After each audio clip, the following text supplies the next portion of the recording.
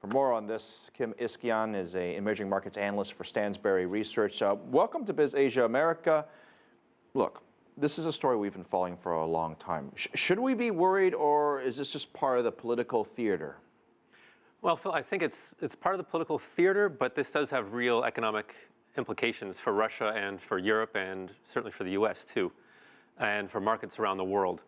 Anytime that a country resorts to sanctions like this, it starts to really get in the way. It's kind of like throwing something in the spokes of the wheels of the global economy. Now, some of the critics have said, I'm not saying it, but the critics have said that a lot of these new sanctions are designed to attack Russia's future endeavors, whether it's future financial contracts or future energy deals, not existing ones that have already been ongoing. Do you think that's a fair criticism? Yes, I don't know if I would even call that a criticism. I think it's a fair commentary.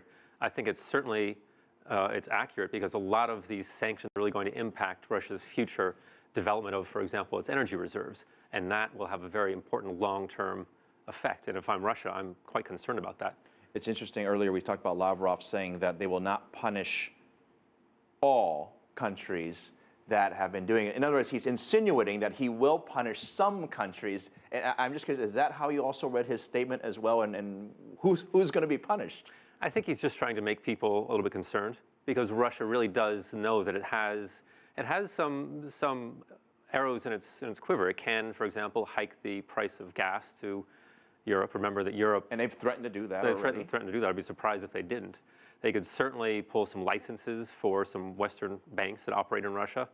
They could certainly make life difficult for business service providers operating in Russia. They could do a lot of things. Their biggest leverage, and I'm glad you brought that, their biggest leverage that they can use to pretty much attack Europe is raising of gas prices, which would ultimately be awful for the European economy. Do you think that Mr. Putin will do that? I'd be surprised if he didn't. If someone hits me and I can hit them back, I mean, and you have to remember the mentality. The mentality is that is certainly of retaliation, and certainly, you have to stand up to your enemy, and that's part of the... If President Putin did that, would there be a response by Europe then in return? I mean, this is going back and forth, but we have to sort of speculate here. What would Europe do if Russia hiked gas prices? I mean, that would be awful. The funny thing is that hiking gas prices is something that Russia can do, and it's a market. It's a market sort of mechanism. He can say, look, we're going to hike the price of gas. If you don't like that, you can buy your gas somewhere else. And that, in some ways, it's not a market mechanism, but it's certainly more of a market mechanism than... But it's going to hurt. It's going to hurt. It's real pain. Analysts in UK say that the financial institutions will be hit. We know there's a lot of Russian money that have invested all over the world. London, in particular, is a major hotspot. Is this going to change the global housing dynamic when they talk about Russian money going around the world to buy property?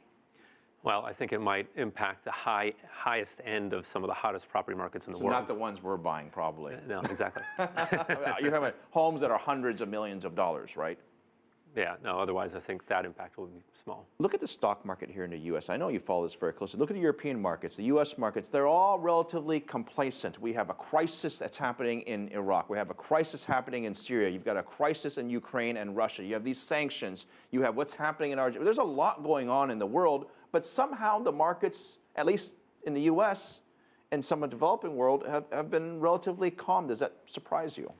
I think markets are whistling in the dark. I think that what is happening in Ukraine and Russia, it's looking to be a war by proxy. That's a whistle in the dark, by the way, for our audience, isn't a good thing. You're saying that something's going to jump out of a tree from behind the dark. I'm saying that people are a little bit more optimistic and kind of ignoring a lot of these realities that you just described. I think something could go wrong quite easily. And you're worried.